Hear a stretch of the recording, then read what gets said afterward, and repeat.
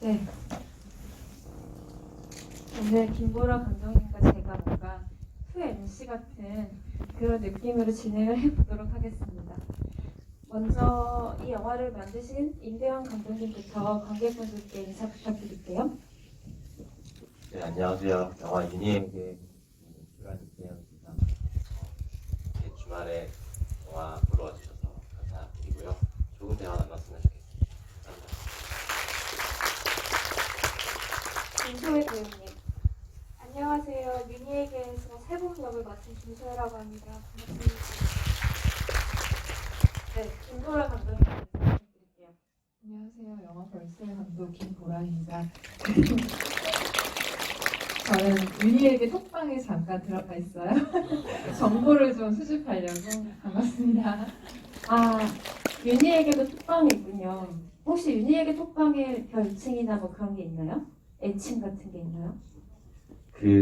제가 이제 들어본 바로는 여러 가지가 있었는데 만월단, 유니들, 에게러 이런 여러 가지가 있었는데 그 정확한 명칭이나 이런 게 잘 모르겠습니다. 사실은 이런 톡방 문화가 제가 알기로는 벌새 때부터 생긴 걸로 알고 있는데 감독님 벌새나 톡방에도 들어가 계십니까? 가끔씩 보고 있습니다. 들어가 있지는 않고요. 아, 그래요? 다른 사람의 계정을 통해서 뭔가 훔쳐보시는 것 같은데요. 먼저 감독님께 여쭤보고 싶어요. 윤희에게 어떻게 보셨는지 먼저 들어봐야 될 것 같은데요. 일단 영화를 정말 잘 봤고요. 되게 많이 막 적어왔는데 이것저것. 저는 캐릭터들이 되게 매력적이었던 것 같아요. 그러니까 우리가 흔히 보는 가족은 그런 이성의 가족들을 보잖아요. 근데 마사코와 준의 그 집이 저한테 되게 편안함을 줬었거든요. 그러니까 이성의 가족이 어떤 당위나 룰, 정해진 어떤 루트나 너무나 서로 간의 거리가 없어서 힘들어지는 공동체로 많이 보여지는 것도 있고 실제로 그러기도 한데 물론 모든 가족이 다 그런 건 아니지만 근데 이제 마소카와 준은 이제 비혼 가족 공동체 어떤 식의 분자 가족 같은 건데 서로 간의 거리가 굉장히 있잖아요. 준은 마사코 고모에 대해서 얘기를 할 때 나랑 비슷한 사람인 것 같아라고 말을 하거든요. 이 대사는 준의 그 병원에 동물병원에 오시는 손님이 똑같이 하는 대사이잖아요. 그걸로 미루어 짐작했을 때 저는 마사코 고모 역시도 레즈비언이거나 바이거나 어떤 식의 퀴어라고 생각을 했었어요. 그것이 영화에서 다뤄지지 않는다 해도 그렇기 때문에 마사코 고모는 SF 소설을 읽는다던가 고양이라던가 너무 이 레즈비언 아이콘의 어떤 고양이 필름 카메라 담배 손편지 이런 게 다 보여줬을 때 저는 너무나 익숙한 이런 상징들이 되게 재밌었고 그 두 사람의 관계뿐만 아니라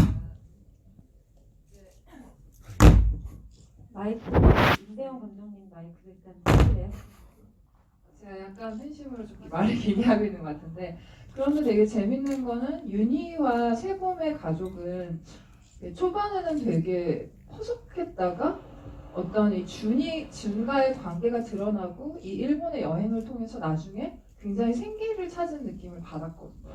이 이성의 가족에서 어떤 식의 균열이 있고 그 균열들을 서로 간에 어떤 식으로 발견했을 때 이 가족이 더 해체되는 게 아니라 확장되고 물기가 더 들어오는 그 느낌이 저는 되게 좋았었고 굉장히 작은 캐릭터들도 되게 생생했어요. 예를 들어 그 한송이 배우가 했던 밍크코트에서 굉장히 열연을 했던 한송이 배우가 했던 그 영양사 역할도 저는 되게 매력적이라고 느꼈던 게 반말이나 존댓말을 이렇게 섞어가면서 어떤 식의 작은 권력이지만 그걸 누리려고 하는 그 디테일함도 좋았고 벌스에서 아주 작은 역으로 병원 손님 역으로 나왔던 윤태희님, 즉 은영역 그 이노의 새 여자친구분 그 윤태희 배우님의 사탕을 먹는 디테일 같은 거 있잖아요. 그런 것도 굉장히 흥미로웠고 심지어 그 어떤 새벽에 세봄이랑 윤희가 대화를 나누고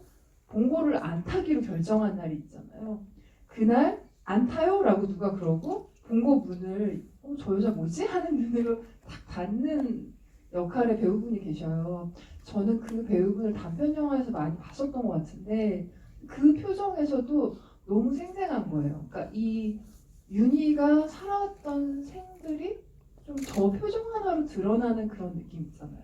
그러니까 배제하거나 낙인 찍거나 조금 이상한 사람 취급을 받았을 수 있는 윤희의 일상 같은 것들이 그 본고문을 탁 닫는 그 소리라던가 그 표정에서 되게 잘 드러났던 것 같아요. 그래서 되게 여러 가지 표정, 행동, 어떤 그 분위기에서 영화가 되게 섬세하구나라는 걸 좀 느꼈었던 것 같아요. 네, 감독님이 윤희에게를 정말 좋게 보시고 잘 보신 것 같은 게 사실 이렇게 처음에 질문을 던지면 간단하게 대답하고 끝나거든요. 너무 막 쏟아지고 있어서 제가 일단 약간 끊었고요. 저도 그 장면 좋아하죠. 그 본고를 닫고 나갔을 때 그 표정에서 윤희가 살아온 길이 보였다고 하셨는데 이 영화 전체가 그래요. 그러니까 이 영화 전체가 어떤 의미를 다 길어내는 굉장히 압축적이고 꾹꾹 눌러 담은 제스처, 대사, 장면들로 구성되어 있기 때문에 저도 이 영화 5번 봤거든요. 근데 볼 때마다 읽어낼 것들이 있다는 생각이 들었어요. 이렇게 극찬을, 좀 극찬이라고 생각하는데 극찬을 들으셨는데 감독님은 한 말씀 하셔야 될 것 같아요. 칭찬을 받고 할 말이 딱히 없다는 건 알고 있지만 네.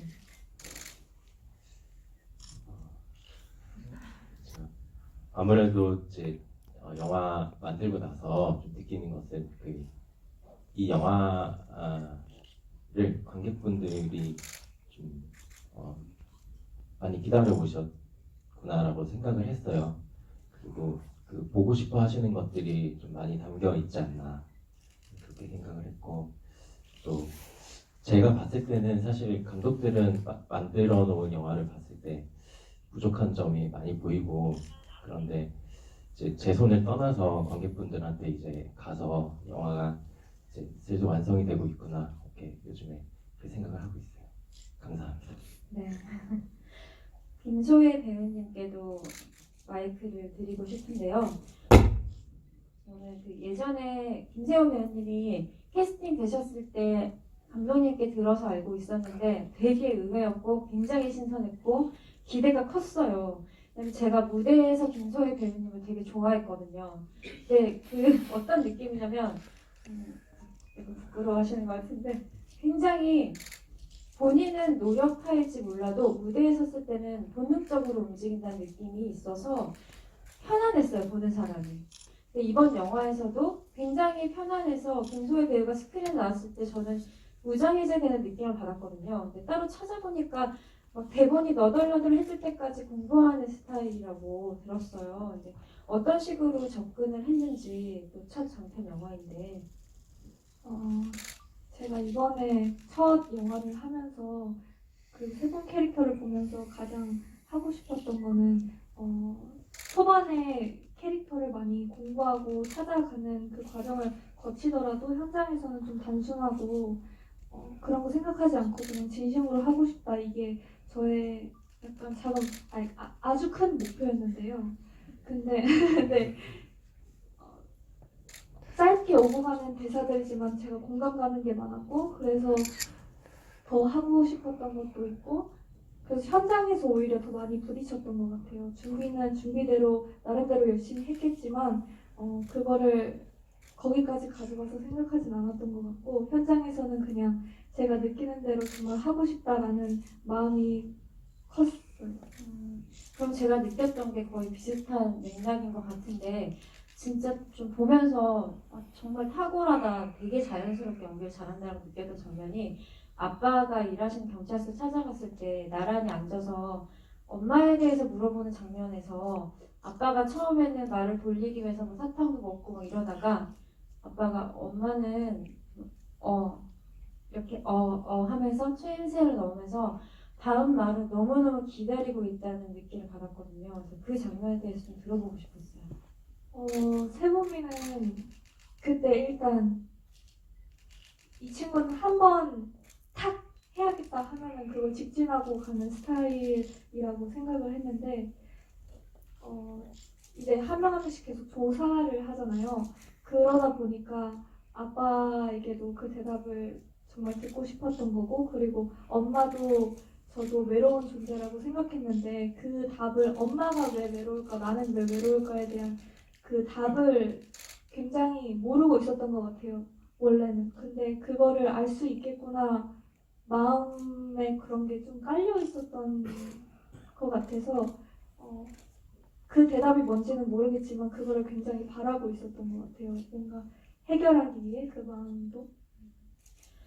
그 세범이라는 캐릭터는 아까 김보라 감독님도 말씀하셨지만 그 입체적이에요. 그 사진을 찍을 때도 사람을 찍지 않고 아름다운 것만 찍는다 이런 식으로 이 세범이라는 아이에 대해서 영화가 흘려주고 있는 단서들이 많이 있는데 김보라 감독님은 세범이라는 사람을 어떻게 이해하셨는지 좀 궁금했어요.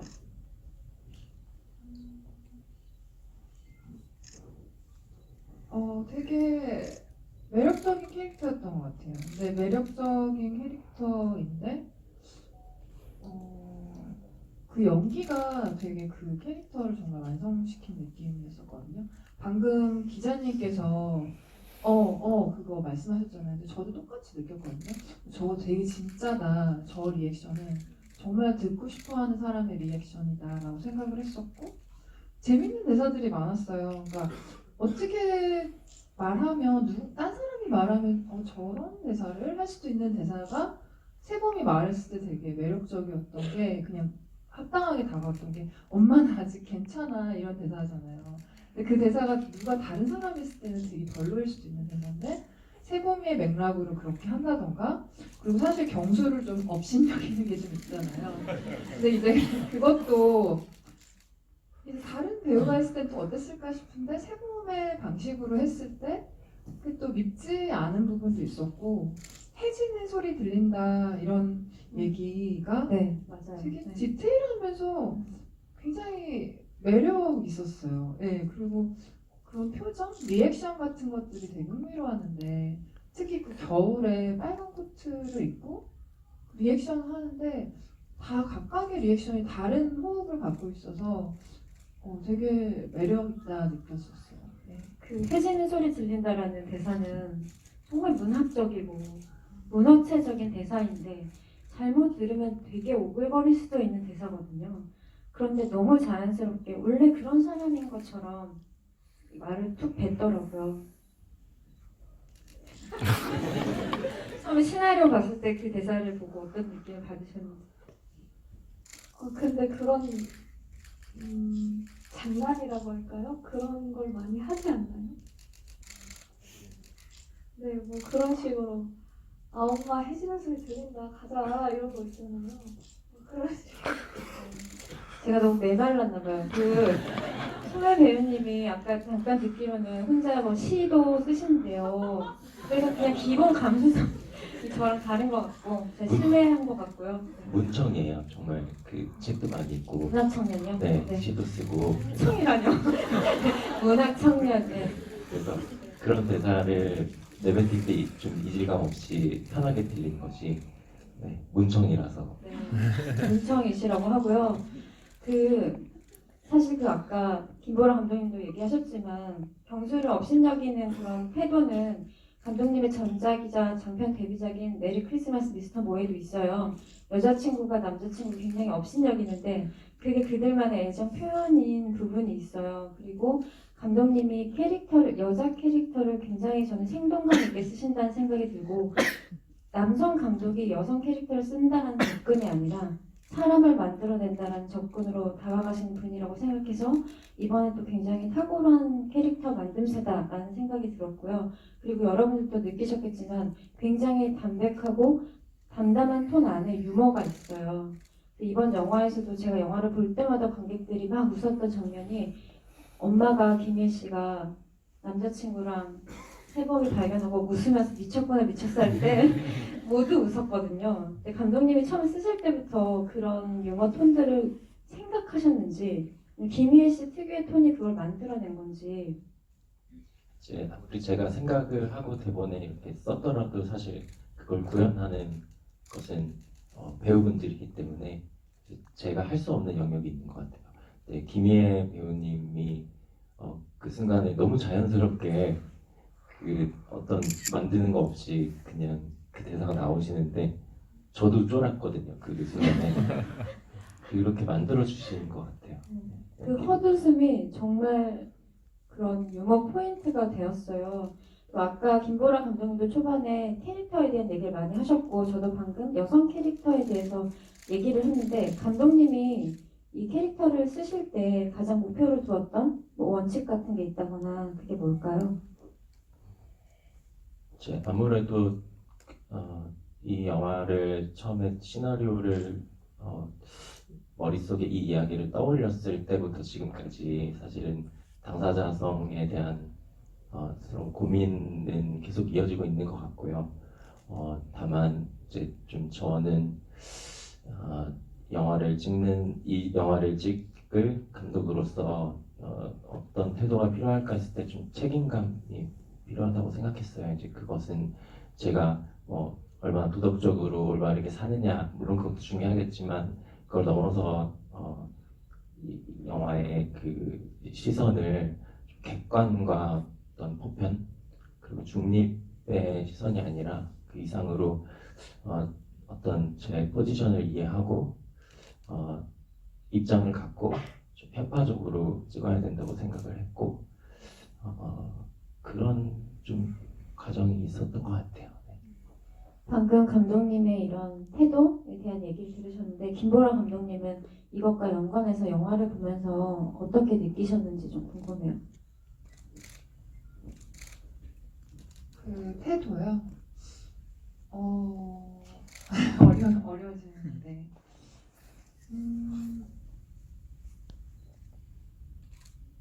존엄을 갖고 대하려는 태도들을 좀 느꼈던 것 같아요. 그리고 좀 많이 절제하려고 하셨던 것도 느꼈고, 예를 들어 이제 영화에서 우리가 가장 기대하는 것은 그 윤희랑 준이 만났을 때 과연 어떤 일들이 벌어질까이잖아요. 근데 거기에서 무수히 많은 선택들이 있었을 수 있는데 굉장히 짧게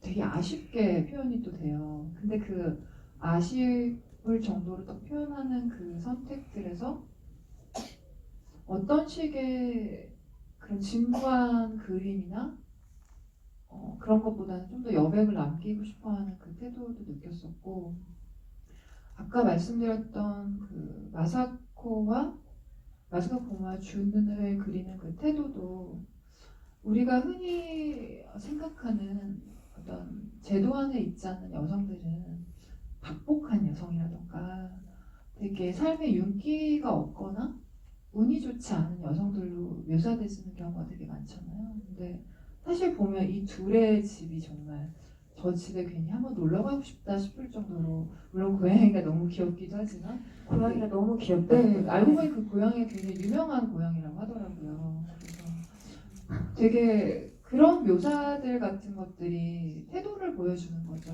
근데 그렇다고 해서 그 이성의 제도에 있던 윤희나 그 이노를 또 나쁘게 그리지 않아요. 이노가 물론 우는 장면에서 많이 그 질문을 던지시기도 했지만 사람들이 어떤 부분 그 맥락을 또 이해하게 만드는 부분도 있었거든요. 예를 들어 남성 동성애자들이, 게이들이 결혼을 또 이성애자 여성들과 하고 그런 식의 맥락도 있기 때문에 그 눈물의 의미나 맥락도 저는 조금 받아들여지는 그런 부분이 있었어요. 그러니까 저 사람의 삶도 되게 상상할 수 있는 것들, 그런 어떤 지적들이 인상 깊었고, 또 경수 같은 캐릭터가 흔히 보여지는 남성 청소년 캐릭터가 아니라 떨어진 장갑을 꿰매서 리폼해서 쓰는 그걸 선물해주는 사람이잖아요. 근데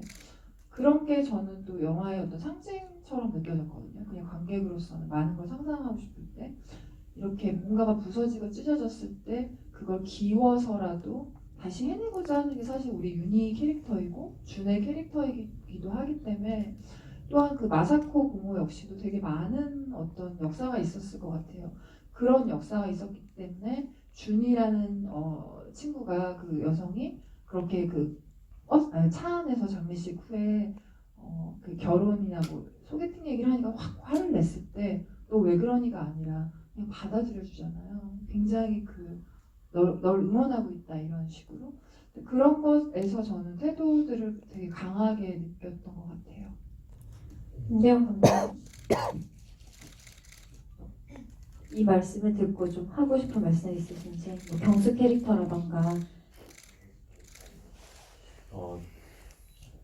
저희 영화의 남성 캐릭터들 같은 경우에는 좀 여러 가지 양상의 그 모습을 가진 남성 캐릭터들이 나오는 것 같은데, 이제 경수 캐릭터는 저보다 더 이제 다음 세대의 아마 남성일 거라고 생각을 했고, 좀 어떤 덕목 같은 게 하나 있었으면 좋겠는데, 그것은 제가 보기에는 잘 모를 때 뭔가를 배우려고 하는 그런 태도가 아닐까. 그리고 뭐랄까, 함부로 이 세봄이 지금 조사하고 있는 것들, 그리고 알아내려고 하는 것들에 대해 캐묻지 않거든요. 그러니까 더 물어볼 수 있는데 그 이상은 말하고 싶지 않으니까 그러면 나도 물어보지 말아야겠다라는 어떤 그 조심성, 이런 모습들이 좀 경수한테 있는 것 같고, 이노 캐릭터 같은 경우는 이제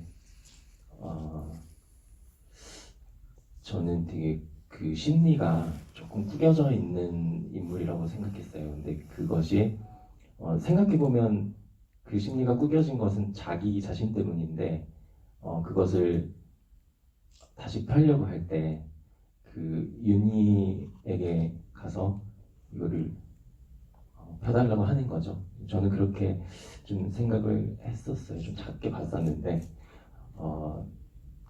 근데 이제 사실 좀 생각해 보면 술 취해서 지금 결혼할 사람도 있잖아요.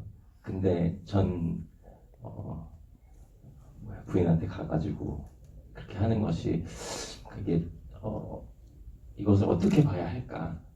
물론 좀 이노 캐릭터를 저도 차갑게 보긴 했지만, 영화에서 좀 어느 정도 동정적으로 조금 생각할 여지도 있는 것 같고, 그런 것 같습니다. 뭔가 청문회 하는 건 아니었는데 그런 분위기가 된 것 같고요. 아주 특징적인 대사 몇 개를 통해서 그 사람이 여기까지 걸어온 길을 생각하게 만드는 아주 상징적인 대사들이 있었어요.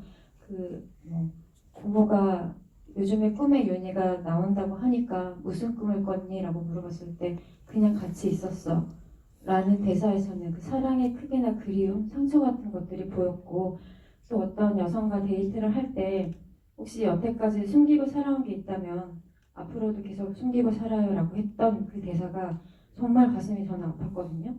유독 준에게 밀착돼서 저는 영화를 보게 됐는데, 소혜 배우님은 본인이 출연하기는 했지만 관객으로서 또 이 서사를 봤을 때 어떤 인물이 유독 마음이 가고 이해가 되고 매력적이었는지 듣고 싶어요.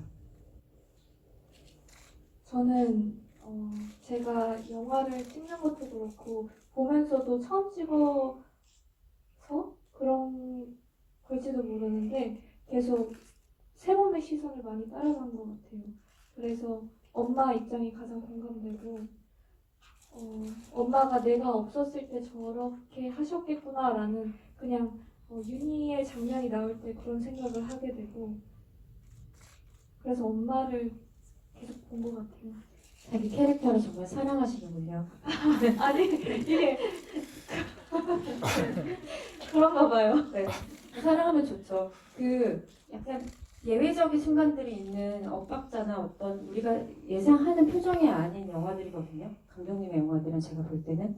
근데 특히 윤소혜 배우가 들어가면서 그런 지점들이 또 부각된 게 있는 것 같은데, 제가 그냥 단순하지만 정말 궁금했던 표정이 엄마랑 기차 타고 이제 여행을 갔을 때 그 표정이에요. 아, 맨 처음에 엄마랑 뭔가를 화가 난 사람처럼, 약간 노려보는 사람처럼 뭔가를 뚫어지게 응시한 사람 같은 표정을 짓고 있거든요. 그때. 그러니까 우리 입장에서는 이제 드디어 엄마와 일본 여행을 갔구나인데, 표정이 굉장히 강렬했어요. 그래서 그때 어떤 마음이었는지. 아직 세범이는 맡은 임무를 수행하기 전에 그 비장함이 있었고요. 그리고 그리고 또 엄마랑 같이 자리에 앉지 않았잖아요. 사실 그렇게 뭔가 삐뚤어진 마음을 가지면서도 엄마 눈치를 살짝 보거든요. 엄마는 어떻게 있나 하면서 그냥 그런 인물 같아요. 세범이가. 엄마와 딸의 해석도 다른 한국 영화들에 비해서 저는 신선했다고 생각하는 부분이 있어요.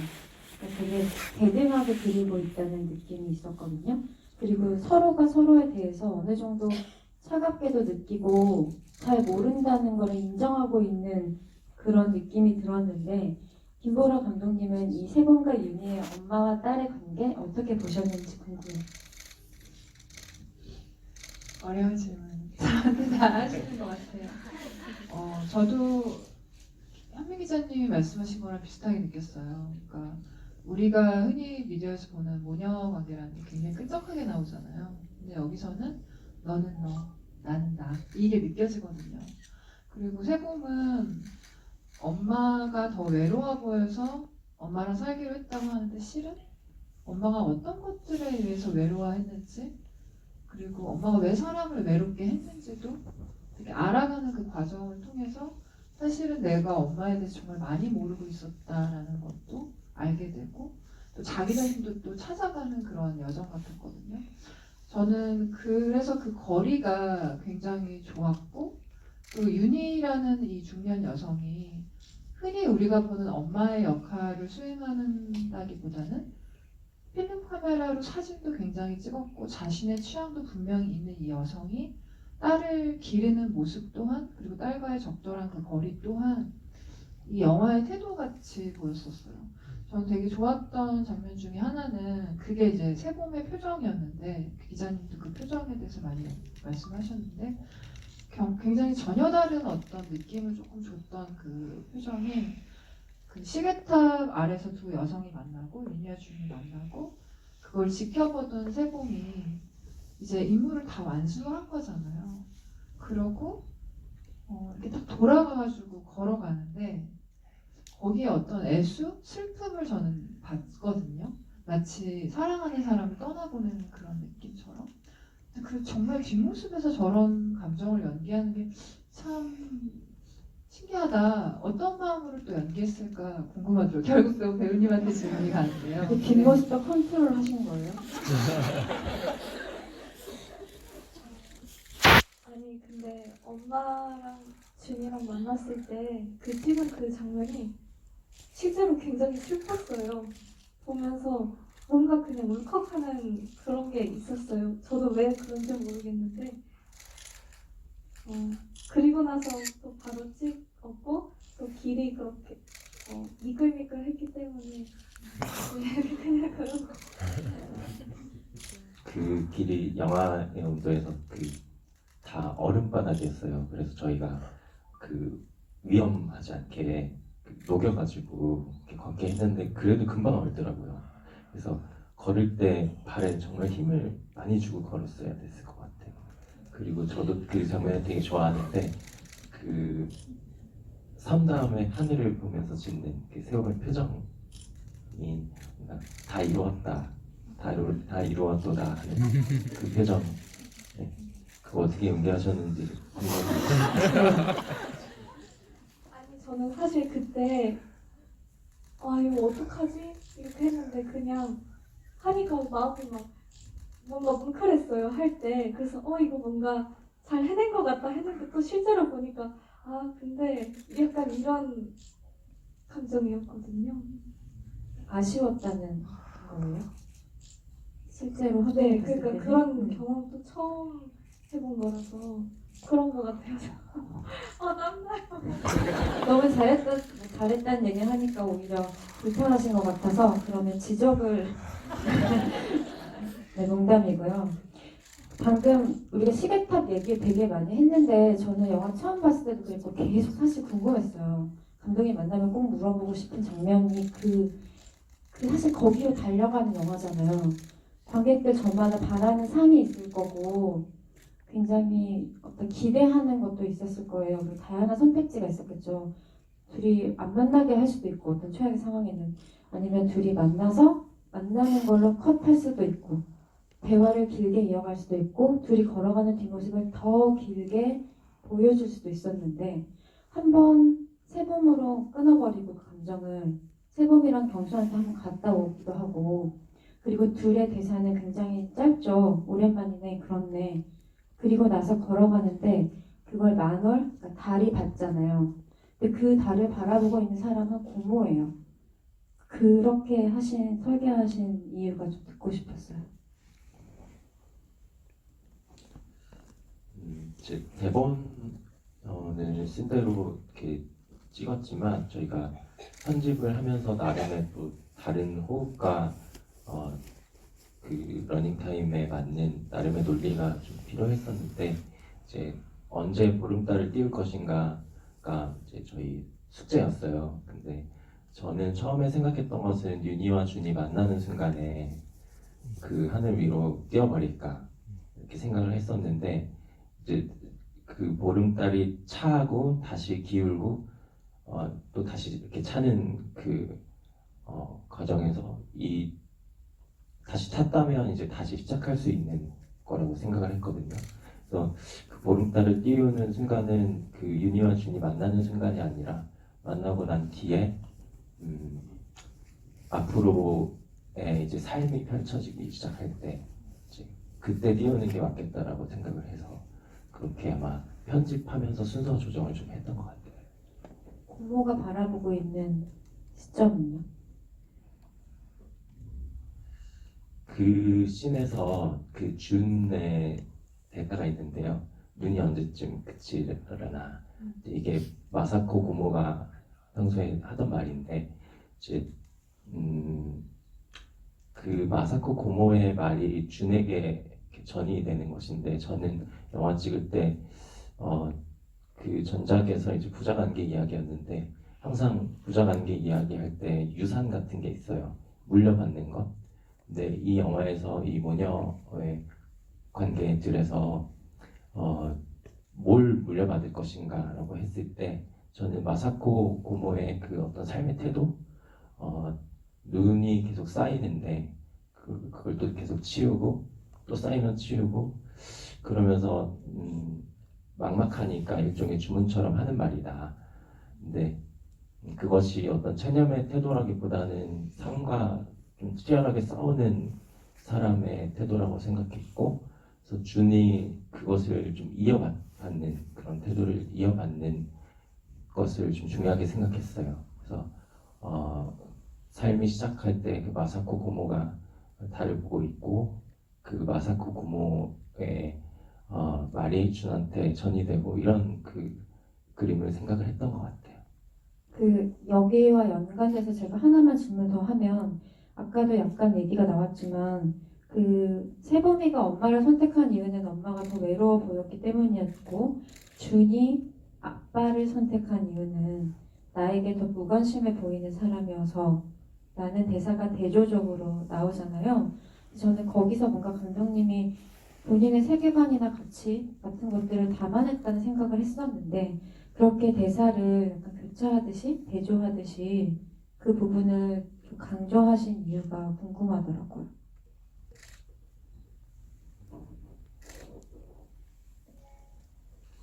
아무래도 같은 대사들이 또 누가 어떤 말을 하느냐 또 그것을 또 누가 말을 이어받아서 하느냐 이제 그런 것이 저한테는 좀 중요했고 그 미묘한 반복 속에서 관객분들께서 계속 기억을 상기하면서 영화를 보실 수 있게끔 이렇게 계획을 했죠. 네. 그 김보라 감독님이 저한테 계속 어려운 질문을 한다고 좀 뭐라고 하셔가지고 감독님이 뭔가 이 영화를 보시고 느꼈던 부분을 공유하고 싶으신 점이 있거나 혹은 두 분께 궁금한 점이 있으시면은 해주세요.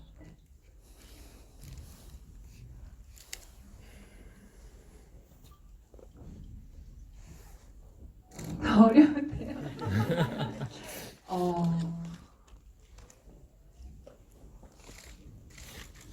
개인적인 질문도 괜찮아요? 어떤 개인적인 건지에 따라서 소혜 배우님한테는 어떤 삶을 사는 여성이 되고 싶은지 궁금하고요. 그런 걸 물어도 된다고 하면? 네, 돼요. 네. 그 감독님에게는 이제 두 번째 영화를 완성하셨는데 그 과정이 되게 쉽지만 않았을 텐데 지금의 소회라던가 앞으로도 계속해서 이러한 주제를 좀 다루고 싶으신지 궁금해요. 소혜 배우님부터 들어볼까요? 조금 오글거릴 수도 있는데요. 저는 아름다운 것도 보고 어두운 것도 보는 사람이 되고 싶어요. 네. 배우로서 작품을 사랑해서 계속 연기하는 배우가 되고 싶어요.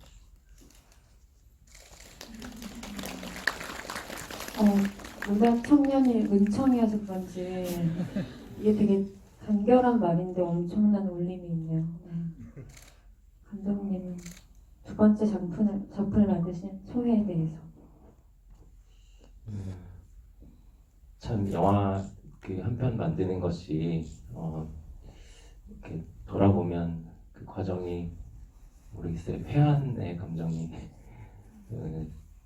즉 영화를 저는 감독의 개인의 문학 작품이라고 생각하지 않고 정말 많은 스태프분들 그리고 배우분들의 그 작업들이 이제 영화에 고스란히 다 들어가는 것 같아요. 그래서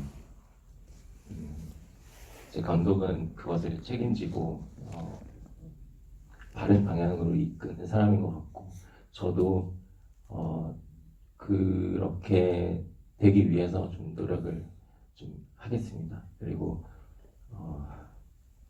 계속해서 사실 그 관심이 있는 주제인 것 같아요. 그래서 계속 저 자신으로서 조금 연구하고 공부하면서 또 네, 계속 사실 공부를 많이 하면서 좀 해야 될 것 같습니다.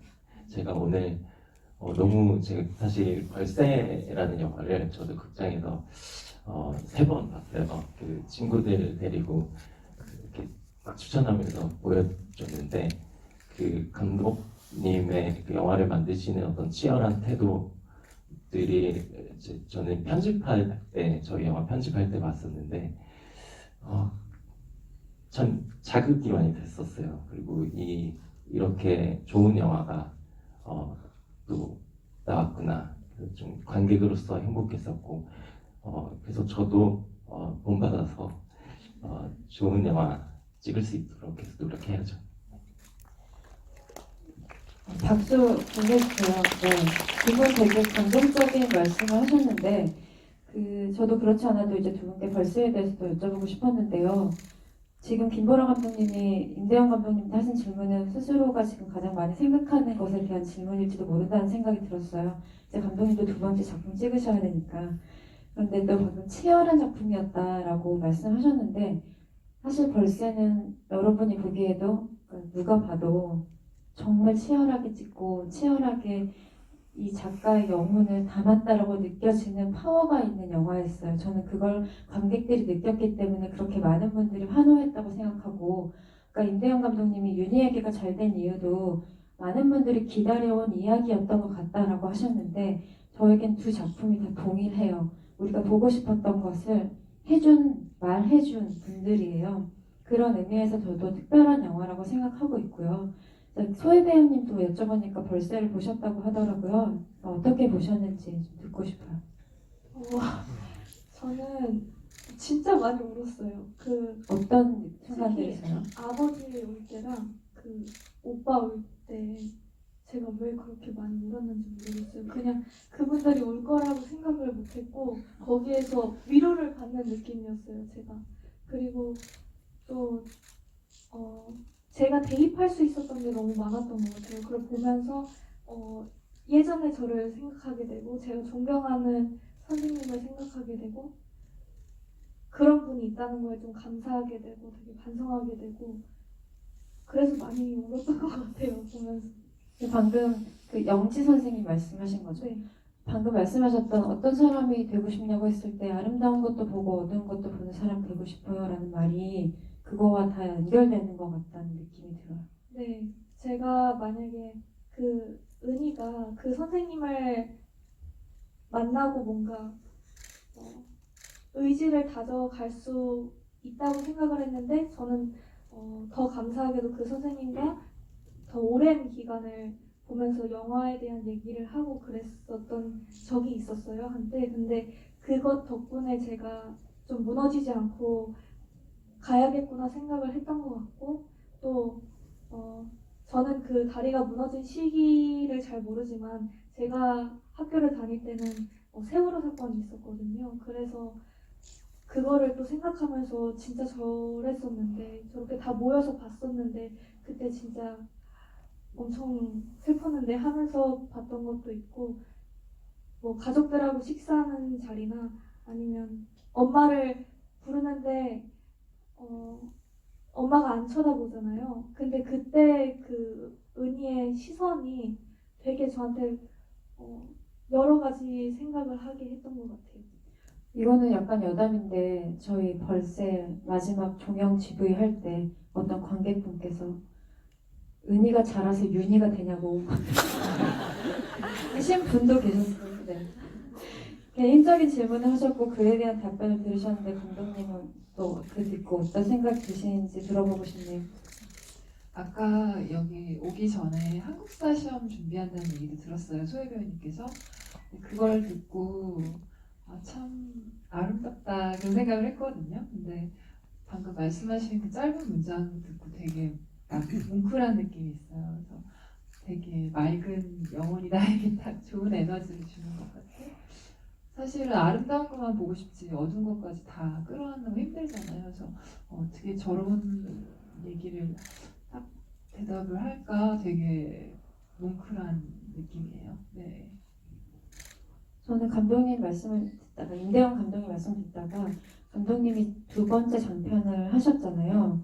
그리고 태도나 공부, 어떤 미안함 등에 대해서 말씀을 많이 하신 것 같아서 이 두 번째 영화를 찍으면서 느끼셨던 가장 고마운 순간과 가장 미안한 순간은 무엇이었을까? 정말 그 질문을 어렵게 잘 하시네요. 정말 어려운 사람 아닌데 네, 가장 고마웠던 순간은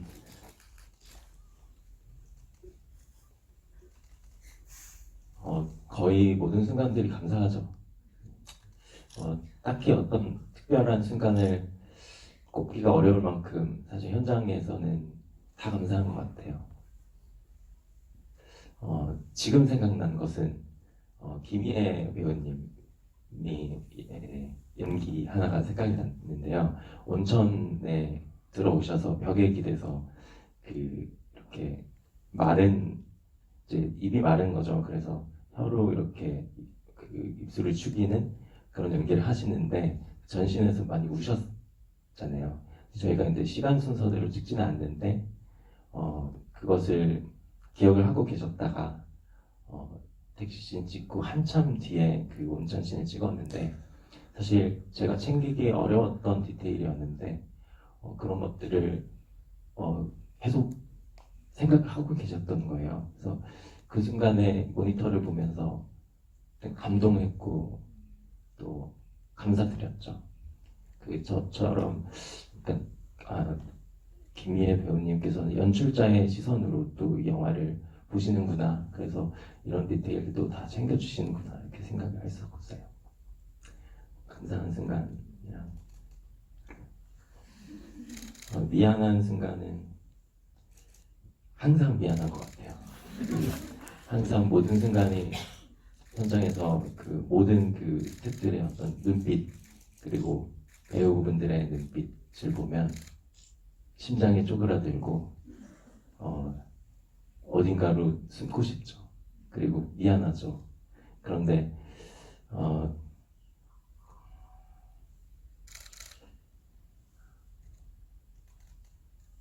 네.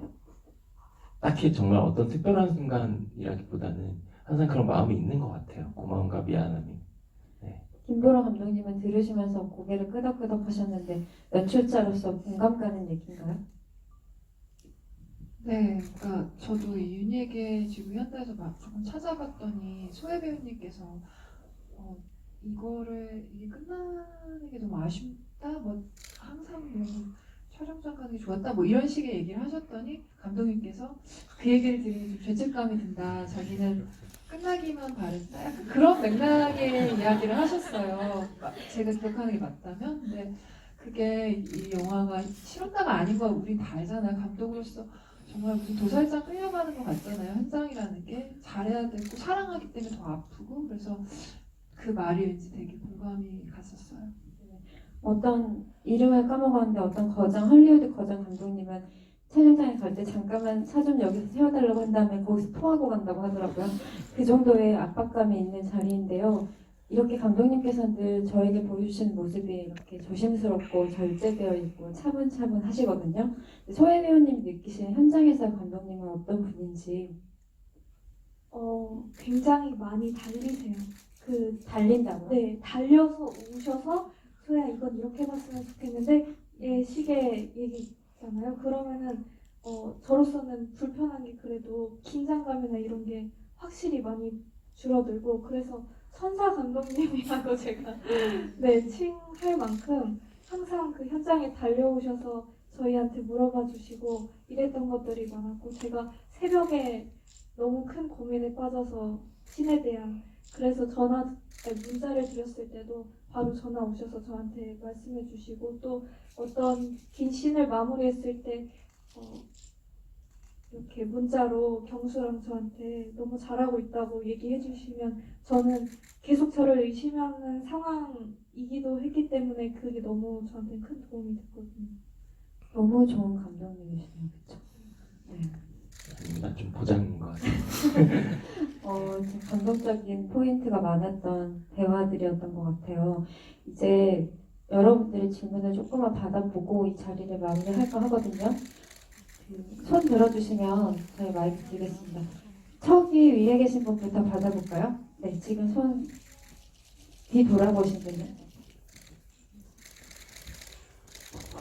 네, 감사합니다. 궁금한 게 장면 준의 편지 나레이션이 끝나고 윤희가 앨범을 다시 보잖아요. 그때 준의 사진 하나가 사라져 있는데 그거는 세봄이가 들고 간 건지 궁금합니다. 감독님께 들어볼까요? 네, 질문 속에 답이 있을 것 같습니다. 그 다음 씬에 바로 세봄이가 차에 기대서 담배 피는 그 샷을 바로 붙여놨어요. 그래서 앞전에 세봄이가 그 앨범을 보고 있었기 때문에 또 그 사진을 보고 있었기 때문에 가져갔다면 세봄이가 가져가지 않았을까 이렇게 생각했어요. 네, 굉장히 디테일하게 영화를 보신 관객이신 것 같습니다. 네, 또 질문 받아볼게요. 그 옆에 계신 분 받아볼게요. 네. 좋은 영화 정말 감사드립니다. 영화에 반복되는 대사 중에서 왜 연애를 안 하느냐라는 대사가 많이 등장하는데요.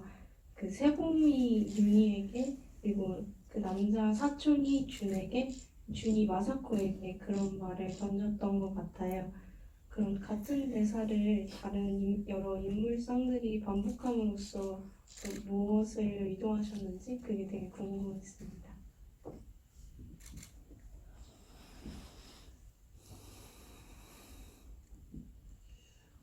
제가 이제 영화 만들 때 대사를 반복하거나 어떤 행동을 반복하게 하거나 그렇게 하면서 그 인물들이 다르지만 비슷한 상황에 놓여 있고 비슷한 구석들이 있는 어떻게 보면 공통 분모가 있는 그렇게 보이게 만들고 싶었어요. 그래서 좀 미묘하게 차이가 있더라도 반복을 계속 하고 싶었고요. 특히나 이제 한국 배경과 이제 일본 배경일 때 기차가 지나간다든지 약간 공간적으로도 그렇고 또 어떤 인물들의 상황 또 대사 행동 이런 것들을 좀 미묘하게 반복하면서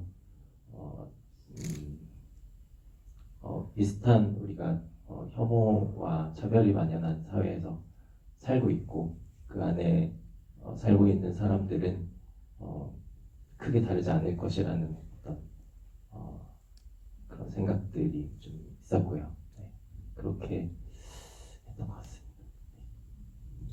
네. 또 질문 받을까요? 여기 계신 분 받아볼게요. 네, 저는 편집에 관해서 여쭤보고 싶은데요. 그 영화 중간중간마다 암전이 되면서 처음에는 윤희의 에피소드처럼 그리고 그 다음에는 준이 나레이션을 하는 그 일본의 에피소드 그리고 또 그 다음에는 준과 윤희가 만나게 되는 어떤 하나의 에피소드처럼 암전이 되면서 끝나잖아요. 그런 거에는 어떤 의미나 뭐 이런 걸 두셨는지 그리고 또 하나는 되게 사소한 건데 마사코의 카페에 준이 들어올 때 그냥 문을 열고 들어올 수 있는데 항상 그 작은 창문에 똑똑하고 들어오잖아요. 네, 그런 거에도 어떤 의도가 있으셨는지 궁금합니다.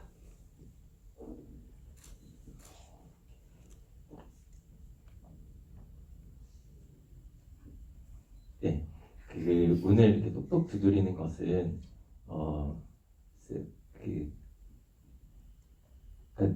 그간의 어떤 일상들 우리가 영화 속에서는 다 보여주지 못하지만 어떻게 이분들이 일상을 살아왔을 것인가 좀 이렇게 짐작하게 만들 수 있는 것이라고 생각했어요. 그런 미묘한 디테일들이 이분들은 이렇게 살아왔겠구나 그를 보게 만들 수 있는 것이라고 생각을 했고 죄송하지만 전 같은 경우는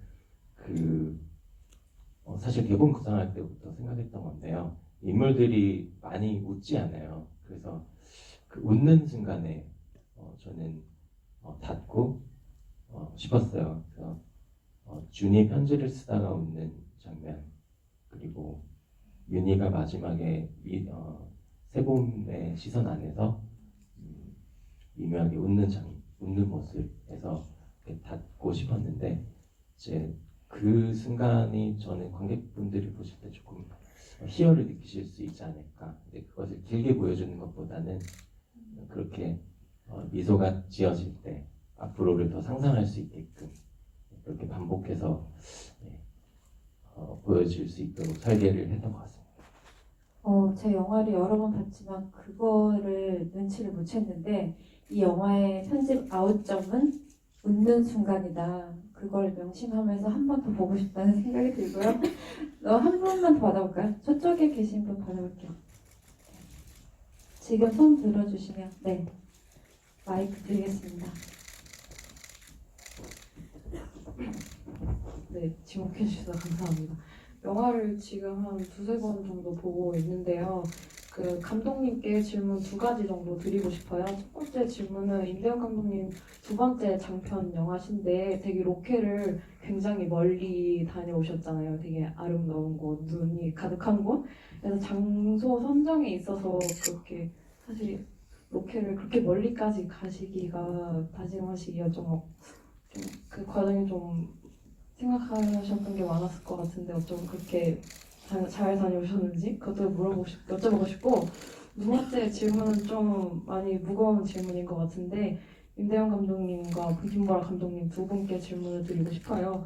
이거는 저는 퀴어 분들과 아닌 퀴어 아닌 분들 이렇게 다 같이 모인 장소에서 인어의 눈물에 대한 이야기를 되게 많이 나눴어요.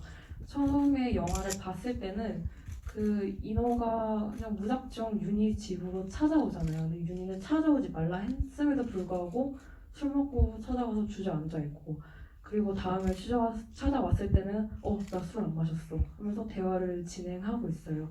근데 어떻게 보면 윤희 입장에서 원하지 않았는데 찾아온 거는 윤희에게 폭력이라고 생각을 하거든요.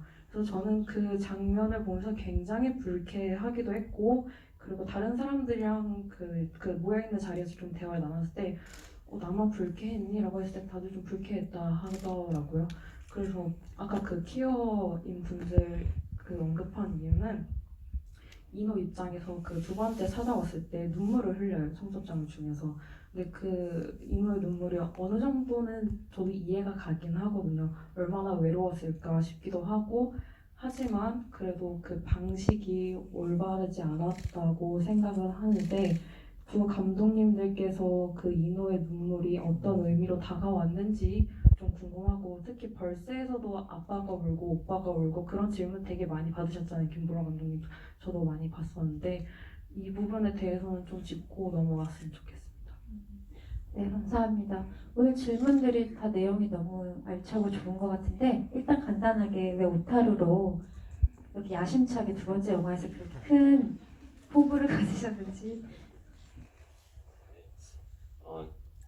영화 찍는 것이 항상 도전이고 어려운 것을 해야 된다고 생각하고요. 말하기 힘든 것을 말해야 된다고 생각하고 그래서 어렵게 갔죠. 저 전작에서 겨울이 배경이었는데 눈이 안 왔어요. 한이 맺혔던 것도 있었고 이번에는 정말 항상 그 숙제같이 남는 것 같아요. 못했던 것들을 다음에 꼭 하자. 이번에 그래서 눈 내린 공간에 서치를 엄청나게 많이 했고 그래서 겨울을 제대로 좀 담아보고 싶었어요. 저희가 일본에서 찍을 수 있었던 것은 그 저희 고경란 프로듀서님이 계신데 이제 그분이 일본 제작사에서 있었고 한국이었어요. 일본 스태프분들 많이 소개해 주셨고 제가 이제 도쿄에 동무 스튜디오에 사무실 얻어놨고 그 서울과 도쿄에서 같이 따로 소개를 했어요. 그래서 많은 분들의 도움이 없었으면 따로 해서 촬영하는 것은 불가능했을 거고 진짜 일본 스태프분들 많이 도와주셨죠, 여러분. 이번에 원 없이 눈을 담으셨네요. 네, 이제 여한이 없습니다. 저도 궁금했었거든요. 그렇게 일본과 한국의 투트랙으로 프로덕션을 하셨군요. 네. 그리고 그 눈물의 의미에 대해서는 뭐 일단 감독님은 만드신 분이니까 김보라 감독님의 어떤 감상부터 들어볼까요? 아 그래요? 네. 저 또한 저는 이 영화가 안내하고 있는 것이 그 인호의 눈물에 공감하고 물론 하는 분도 있겠지만 그 순간에 나오는 좀 나레이션이 중요한 것 같아요. 그 사람과 내가 결혼식을 올리던 날 가장 먼저 떠올랐던 사람이 너였다니. 그러니까 그렇게 좀 어느 정도 거리를 두게 만들고 싶었는데 그렇게 또 안내를 하고 있다고 생각하고요. 인호의 눈물이 아니라 그 순간에 인호가 행복하라고 윤희한테 말하는 그 순간에 윤희가 짓는 표정이 더 중요한 것 같아요. 인호는 뭐 어떻게든 누군가를 만나서 뭐 이렇게 결혼을 하고 살 수 있겠지만 윤희 같은 경우는 그 말을 들었을 때 어땠을까? 그것을 오히려 좀 무게를 우리가 좀 인호보다는 윤희에게 초점을 맞춰서 생각하는 게 좋지 않을까 이렇게 생각을 하고요. 저 역시 그것이 폭력이라고 생각해요.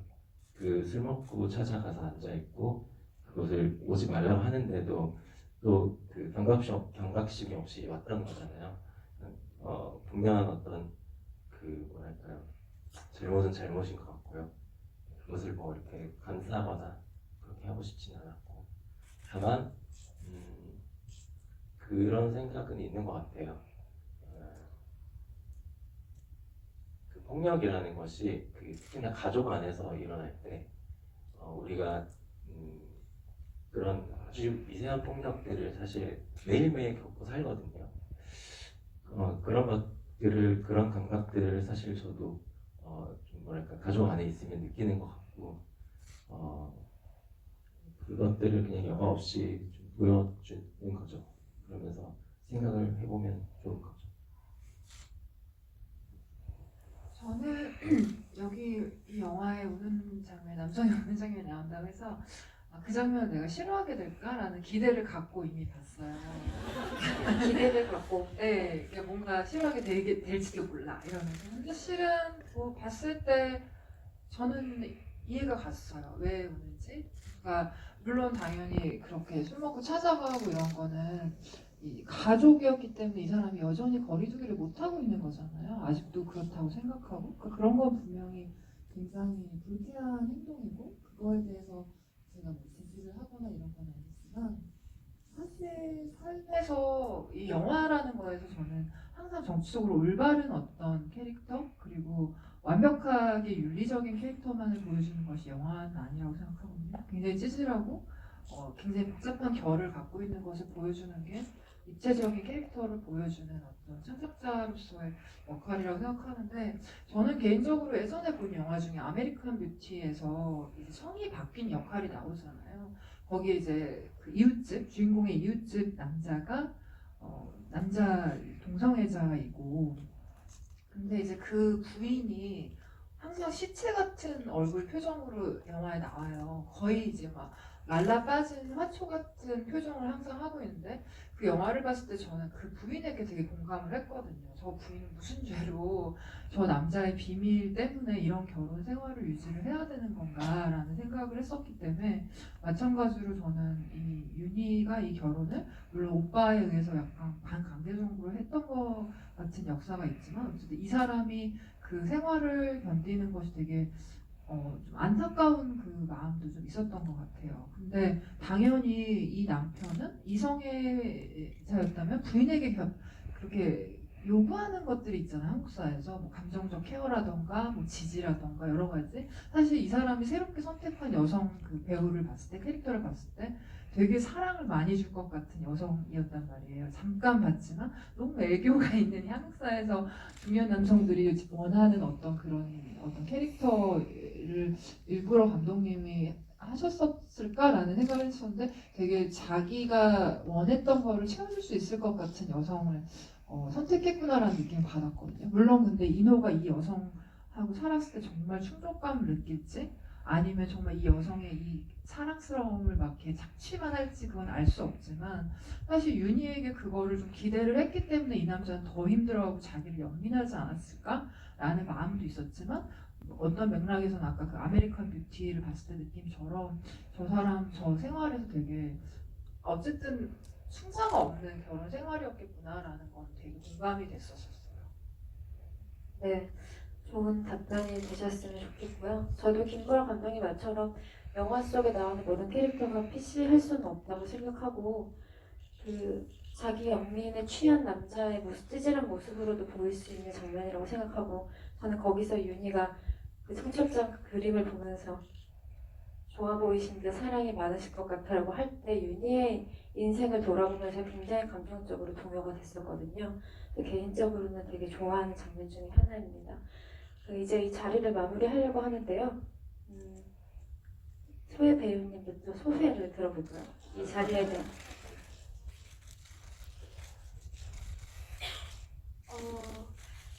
이제 세 번째로 지브리를 하게 된 것 같은데요.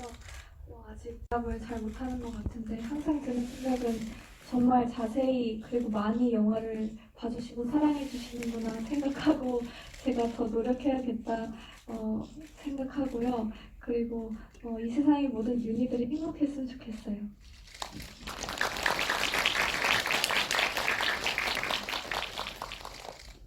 김보라 감독님부터 들어볼까요? 네, 저는 아까 꼭 이 질문이 나오면 말하고 싶었던 게 좋아하는 장면이 뭐였냐면 달이 와이드샷으로 보이고 마치 달이 지켜보듯이 수호하듯이 카메라가 이렇게 틸트 내려오면 윤희가 우체통에서 준의 편지를 발견하는 그 장면이 되게 좋았어요. 마치 이 영화 자체가 달의 흐름과 달이 이 모든 사람들을 따뜻하게 지켜보는 그런 느낌이었거든요. 그래서 감독님이 이 영화에서 쓰는 많은 것들, 고양이라던가 달이라던가 카메라, 필름 카메라 이런 모든 묘사들이 되게 따뜻하게 다가왔었고요. 좋은 영화를 이렇게 보고 같이 대화 나눌 수 있는 기회를 주셔서 감사드립니다.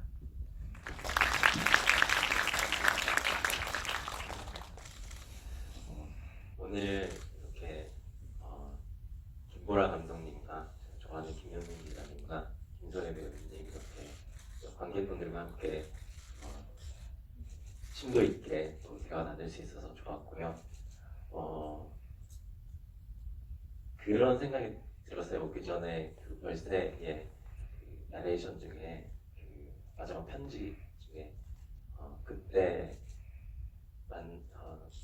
만나면 모두 다 얘기해 줄게. 네, 그때 만나면 모두 다 얘기해 줄게. 이 대사가 생각이 나더라고요. 보면서 많은 것들을 이야기를 저도 해드리고 싶은데 사실 이렇게 이 자리에 앉으면 머리가 하얘지고 그렇습니다. 그래서 항상 아쉬운 마음이 들고요. 저희 영화에서 그 대사가 좀 제 생각이 났던 이유를 좀 생각해 보면